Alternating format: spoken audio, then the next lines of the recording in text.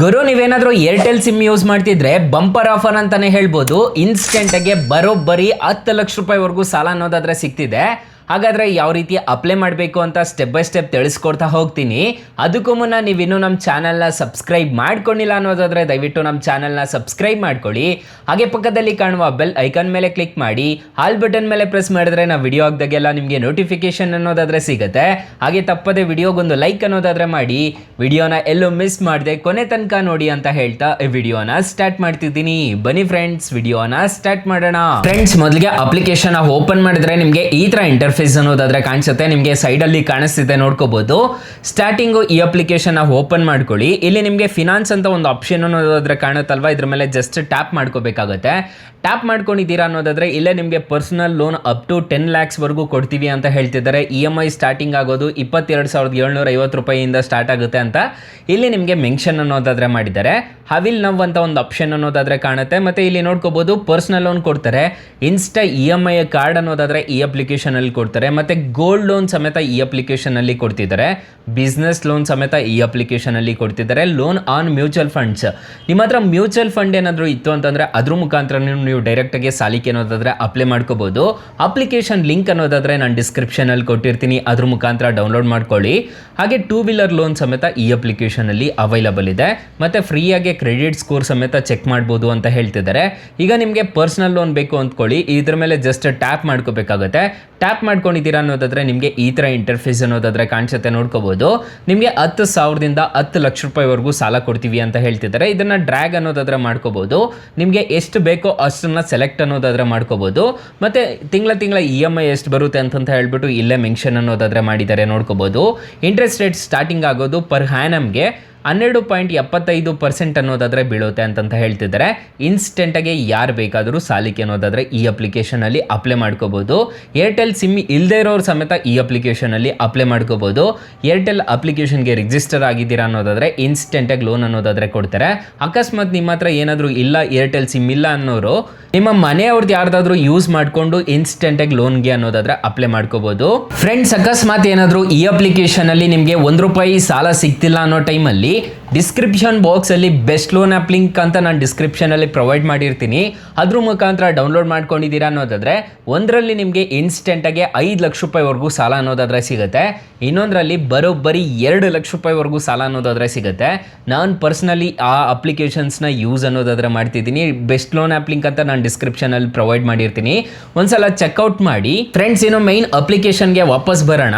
ಈ ಅಪ್ಲಿಕೇಶನಲ್ಲಿ 100% online process ಅಂತ ಹೇಳಿದ್ದಾರೆ. ಫ್ಲೆಕ್ಸಿಬಲ್ EMI ಕೊಡ್ತೀವಿ ಅಂತ ಹೇಳ್ತಿದ್ದಾರೆ. ಅಮೌಂಟ್ ನೋಡೋದಾದ್ರೆ 3 ನಿಮಿಷದಲ್ಲಿ ಟ್ರಾನ್ಸ್ಫರ್ ಮಾಡ್ತೀವಿ ಅಂತ ಹೇಳ್ತಿದ್ದಾರೆ. ಇವ್ರದ್ದು ಲೆಂಡಿಂಗ್ ಪಾರ್ಟ್ನರ್ಸ್ ನೋಡ್ಕೋಬಹುದು, ಮನಿ ವ್ಯೂ ಆಗಿರ್ಬೋದು, L&T ಫೈನಾನ್ಸ್ ಆಗಿರ್ಬೋದು, ಏರ್ಟೆಲ್ ಮನಿ ಆಗಿರ್ಬೋದು, ಫೈಬ್ ಆಗಿರ್ಬೋದು, ಬಜಾಜ್ ಆಗಿರ್ಬೋದು, ಬಜಾಜ್ ಫಿನ್ ಸರ್ವ್ ಆಗಿರ್ಬೋದು, ಪೂನಾವಾಲಾ ಫಿನ್ ಕಾರ್ಪ್ ಆಗಿರ್ಬೋದು. ಈ ಥರದವರೆಲ್ಲ ಲೆಂಡಿಂಗ್ ಪಾರ್ಟ್ನರ್ಸ್ ಅನ್ನೋದಾದ್ರೆ ಆಗಿರ್ತಾರೆ ಈ ಅಪ್ಲಿಕೇಶನ್ಗೆ. ಯಾರು ಬೇಕಾದರೂ ಇನ್ಸ್ಟೆಂಟ್ಗೆ ಸಾಲಕ್ಕೆ ಅನ್ನೋದಾದ್ರೆ ಅಪ್ಲೈ ಮಾಡ್ಕೋಬಹುದು. ಮತ್ತೆ ಇದರಲ್ಲಿ ನಿಮಗೆ ಇನ್ಸ್ಟಾ EMI ಕಾರ್ಡ್ ಅಂತ ಒಂದು ಆಪ್ಷನ್ ಅನ್ನೋದಾದ್ರೆ ಕಾಣ್ತಿದೆ, ನೋಡ್ಕೋಬಹುದು. ಇದರಲ್ಲಿ ನೀವು EMI ಕಾರ್ಡ್ ಸಮೇತ ಅಪ್ಲೈ ಮಾಡ್ಕೋಬಹುದು. ಇದಕ್ಕೆ ಚಾರ್ಜಸ್ ಅನ್ನೋದಾದ್ರೆ ಇರುತ್ತೆ. ಸೊ ಸ್ಟಾರ್ಟಿಂಗ್ ನೀವು ಅಪ್ಲೈ ಮಾಡಬೇಕಾದ್ರೆ ಚಾರ್ಜಸ್ ಅನ್ನೋದಾದ್ರೆ ಇರೋದಿಲ್ಲ. ಅದಾದ್ಮೇಲೆ ನಿಮಗೆ ಅದಾದ್ಮೇಲೆ 1 year ಆದ್ಮೇಲೆ ಚಾರ್ಜಸ್ ಅನ್ನೋದಾದ್ರೆ ಮಾಡ್ತಾರೆ. ಸೊ ಲಿಮಿಟೆಡ್ ಆಫರ್ ಅಂತ ಹೇಳ್ಬಿಟ್ಟು ಆಪ್ಷನ್ ಅನ್ನೋದಾದ್ರೆ ಕಾಣುತ್ತೆ. ನೀವು ಸ್ಯಾಲರಿಡ್ ಆಗಿದ್ರೆ ಸ್ಯಾಲರಿಡ್ ಅಂತ ಕೊಡಿ, ಸೆಲ್ಫ್ ಎಂಪ್ಲಾಯ್ಡ್ ಆಗಿದ್ರೆ ಸೆಲ್ಫ್ ಎಂಪ್ಲಾಯ್ಡ್ ಅಂತ ಹೇಳ್ಬಿಟ್ಟು ಕೊಡಿ. ಸೊ ಇಲ್ಲಿ ನಿಮಗೆ ಲೋನ್ ಅನ್ನೋದಾದ್ರೆ ಪ್ರೊವೈಡ್ ಮಾಡ್ತಾರೆ. ಲೋನ್ ಅನ್ನೋದಕ್ಕಿಂತ ನೀವು ಏನು ಬೇಕಿದ್ರು ಬೈ ಅನ್ನೋದಾದ್ರೆ ಮಾಡ್ಕೋಬಹುದು. ಕ್ರೆಡಿಟ್ ಕಾರ್ಡ್ ಥರ ಯೂಸ್ ಅನ್ನೋದಾದ್ರೆ ಮಾಡ್ಕೋಬಹುದು. ಸೊ ಒಂದು ಕ್ರೆಡಿಟ್ ಕಾರ್ಡ್ ಅನ್ನೋದಾದ್ರೆ ಕೊಡ್ತಾರೆ, ಏರ್ಟೆಲ್ ಫಿನಾನ್ಸ್ ಕಡೆಯಿಂದ ಒಂದು ಕ್ರೆಡಿಟ್ ಕಾರ್ಡ್ ಅನ್ನೋದಾದ್ರೆ ಕೊಡ್ತಾರೆ. ಅದರಲ್ಲಿ ನೀವು ಏನು ಬೇಕಿದ್ರು ಪರ್ಚೇಸ್ ಅನ್ನೋದಾದ್ರೆ ಮಾಡ್ಕೋಬಹುದು. ಮೊಬೈಲ್ ಆಗಿರ್ಬೋದು, ಹೋಮ್ ಅಪ್ಲಿಯನ್ಸಸ್ ಆಗಿರ್ಬೋದು, ಎಲೆಕ್ಟ್ರಾನಿಕ್ಸ್ ಐಟಮ್ಸ್ ಆಗಿರ್ಬೋದು, ಏನು ಬೇಕಿದ್ರು ಪರ್ಚೇಸ್ ಅನ್ನೋದಾದ್ರೆ ಮಾಡ್ಕೋಬಹುದು. ಇನ್ನು ಲೋನ್ ಆನ್ ಮ್ಯೂಚುವಲ್ ಫಂಡ್ಸ್ ಅಂತ ಒಂದು ಆಪ್ಷನ್ ಅನ್ನೋದಾದ್ರೆ ಕಾಣ್ತಿದೆಯಲ್ವಾ, ಇದ್ರ ಮೇಲೆ ಟ್ಯಾಪ್ ಮಾಡ್ಕೊಂಡಿದ್ದೀರಾ ಅನ್ನೋದಾದ್ರೆ ನಿಮ್ಮ ಹತ್ರ ಮ್ಯೂಚುವಲ್ ಫಂಡ್ ಏನಾದರೂ ಇತ್ತು ಅಂತಂದ್ರೆ ಅದ್ರ ಮೇಲೆ ಅಡ ಇಟ್ಬಿಟ್ಟು ನೀವು ಆರಾಮಾಗಿ ಸಾಲ ಅನ್ನೋದಾದ್ರೆ ಪಡ್ಕೋಬಹುದು. ಅಂದರೆ ಪ್ಲೇಟ್ಸ್ ಮಾಡಿಬಿಟ್ಟು ನೀವು ಸಾಲಕ್ಕೆ ಅನ್ನೋದಾದ್ರೆ ಅಪ್ಲೈ ಮಾಡ್ಕೋಬಹುದು. 36 ತಿಂಗಳವರೆಗೂ ನಿಮಗೆ ಟೆನ್ಯೂರ್ ಅನ್ನೋದಾದ್ರೆ ಕೊಡ್ತಾರೆ. ಲೋನ್ ಆಲ್ರೆಡಿ ಅಪ್ರೂವ್ಡ್ ಅನ್ನೋದಾದ್ರೆ ಮಾಡಿದ್ದಾರೆ, ತುಂಬ ಜನಕ್ಕೆ ಅಪ್ರೂವ್ಡ್ ಅನ್ನೋದಾದ್ರೆ ಮಾಡಿದ್ದಾರೆ. 3 ಲಕ್ಷ ಹ್ಯಾಪಿ ಕಸ್ಟಮರ್ಸ್ ಅನ್ನೋದಾದ್ರೆ ಈ ಅಪ್ಲಿಕೇಶನ್ ಅಲ್ಲಿ ಇದ್ದಾರೆ ಅಂತೆ. ಸೊ ಇಲ್ಲಿ ನೋಡ್ಕೋಬಹುದು ನಿಮಗೆ ಇಂಟ್ರೆಸ್ಟ್ ರೇಟ್ ಎಷ್ಟು ಆಗುತ್ತೆ ಅಂತ ಹೇಳ್ಬಿಟ್ಟು ಇಲ್ಲೇ ಮೆನ್ಷನ್ ಅನ್ನೋದಾದ್ರೆ ಮಾಡಿದ್ದಾರೆ. ಸೊ ಆರಾಮಾಗಿ ಇಲ್ಲೂ ನೀವು ಆರಾಮಾಗಿ ಮ್ಯೂಚುವಲ್ ಫಂಡ್ಸ್ ಇತ್ತು ಅಂತಂದ್ರೆ ಅದನ್ನ ಪ್ಲೆಡ್ಜ್ ಮಾಡಿಬಿಟ್ಟು ಆರಾಮಾಗಿ ಸಾಲಕ್ಕೆ ಅನ್ನೋದಾದ್ರೆ ಅಪ್ಲೈ ಮಾಡ್ಕೋಬಹುದು ಗೈಸ್. ಸೊ ಮತ್ತೆ ನೆಕ್ಸ್ಟ್ ನೋಡೋದಾದ್ರೆ ಬಿಸ್ನೆಸ್ ಲೋನ್ ಅಂತ ಒಂದು ಆಪ್ಷನ್ ಅನ್ನೋದಾದ್ರೆ ಕಾಣುತ್ತೆ. ಬಿಸ್ನೆಸ್ ಲೋನ್ ಮೇಲೆ ಕ್ಲಿಕ್ ಮಾಡಿ ನಾನು ನಿಮಗೆ ತೋರಿಸ್ಕೊಡ್ತೀನಿ ಎಷ್ಟೆಷ್ಟು ಪ್ರೊವೈಡ್ ಮಾಡ್ತಾರೆ ಅಂತ ಹೇಳ್ಬಿಟ್ಟು ಮಾಡಿಬಿಟ್ಟು ನಿಮ್ಗೆ ಇಲ್ಲೇ ಗೊತ್ತಾಗುತ್ತೆ ನೋಡ್ಕೋಬೋದು. ಅಪ್ ಟು 25 ಲಕ್ಷ ರೂಪಾಯಿವರೆಗೂ ಬಿಸ್ನೆಸ್ ಲೋನ್ ಅನ್ನೋದಾದರೆ ಕೊಡ್ತಿದ್ದಾರೆ. ಇಲ್ಲೂ ಅಷ್ಟೇ ಯಾರು ಬೇಕಾದರೂ ಸಾಲಕ್ಕೆ ಅನ್ನೋದಾದರೆ ಅಪ್ಲೈ ಮಾಡ್ಕೋಬೋದು. 100% ಡಿಜಿಟಲ್ ಸರ್ವಿಸ್ ಅಂತಂತ ಹೇಳಿದ್ದಾರೆ, ಝೀರೋ ಹಾಸ್ಟೆಲ್ ಅಂತಂತ ಹೇಳಿದ್ದಾರೆ. ಸೊ ಇಲ್ಲಿ ನೋಡ್ಕೋಬೋದು ಮಿನಿಮಮ್ ಡಾಕ್ಯುಮೆಂಟೇಷನ್ ಬೇಕಾಗುತ್ತೆ. ಒಂದು ಆಧಾರ್ ಕಾರ್ಡು ಪಾನ್ ಕಾರ್ಡ್ ಇದ್ದರೆ ಸಾಕು, ಯಾವ ಅಪ್ಲಿಕೇಶನಲ್ಲಾದರೂ ಲೋನ್ ಅನ್ನೋದಾದರೆ ಕೊಡ್ತಾರೆ. ಸಿವಿಲ್ ಒಂದು ಚೆನ್ನಾಗಿದ್ದರೆ ಸಾಕು, ಇನ್ಸ್ಟೆಂಟಾಗೆ ಲೋನ್ಗೆ ಅನ್ನೋದಾದರೆ ಅಪ್ಲೈ ಮಾಡ್ಕೋಬೋದು. ಫ್ಲೆಕ್ಸಿಬಲ್ EMI ಆಪ್ಷನ್ಸ್ ಅಂತ ಹೇಳಿದ್ದಾರೆ. ಟ್ರಸ್ಟೆಡ್ 5 ಲ್ಯಾಕ್ ಪ್ಲಸ್ ಕಸ್ಟಮರ್ಸ್ ಇದ್ದಾರೆ ಅಂತಂತ ಹೇಳಿ, ಯೂಸರ್ಸ್ ಇದ್ದಾರೆ ಅಂತಂತ ಹೇಳ್ತಿದ್ದಾರೆ. ಸೊ ಆರಾಮಾಗಿ ಯಾರು ಬೇಕಾದರೂ ಈ ಅಪ್ಲಿಕೇಶನಲ್ಲಿ ಅಪ್ಲೈ ಮಾಡ್ಕೋಬೋದು. ಅಪ್ಲಿಕೇಶನ್ನ ಯಾವ ಥರ ಇನ್ಸ್ಟಾಲ್ ಮಾಡ್ಕೋಬೇಕು ಅಂತಂದರೆ, ಫ್ರೆಂಡ್ಸ್ ನೀವು ಪ್ಲೇಸ್ಟೋರ್ಗೆ ಬಂದುಬಿಟ್ಟು ಏರ್ಟೆಲ್ ಅಂತ ಸರ್ಚ್ ಮಾಡಿದ್ದೀರಾ ಅನ್ನೋದಾದರೆ Airtel recharge bank and loan ಅಂತಂತ ಹೇಳಿಬಿಟ್ಟು ಅಪ್ಲಿಕೇಶನ್ ಸಿಗುತ್ತೆ. ಏರ್ಟೆಲ್ ಸಿಂಬಲ್ಲೇ ಇರುತ್ತೆ ಅಪ್ಲಿಕೇಶನ್ಗೆ 4.1 ರೇಟಿಂಗ್ಸ್ ಅನ್ನೋದಾದರೆ ಇದೆ. 50 crore ಪ್ಲಸ್ ಡೌನ್ಲೋಡ್ಸ್ ಅನ್ನೋದಾದರೆ ಅಪ್ಲಿಕೇಶನ್ಗಿದೆ. ಅಪ್ಲಿಕೇಶನ್ ಲಿಂಕ್ ಅನ್ನೋದಾದರೆ ನಾನು ಡಿಸ್ಕ್ರಿಪ್ಷನಲ್ಲಿ ಪ್ರೊವೈಡ್ ಮಾಡಿರ್ತೀನಿ, ಅದ್ರ ಮುಖಾಂತರ ಡೌನ್ಲೋಡ್ ಮಾಡ್ಕೋಬೋದು.